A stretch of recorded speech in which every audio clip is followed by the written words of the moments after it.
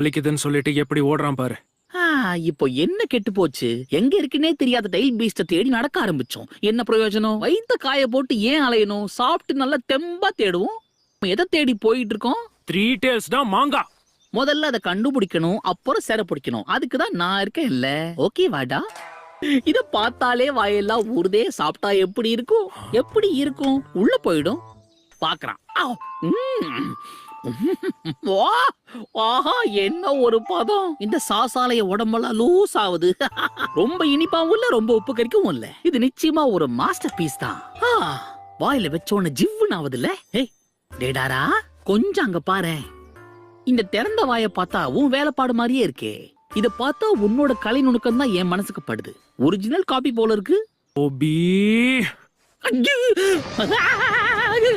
உன் சாவு என் கையில தான்டா.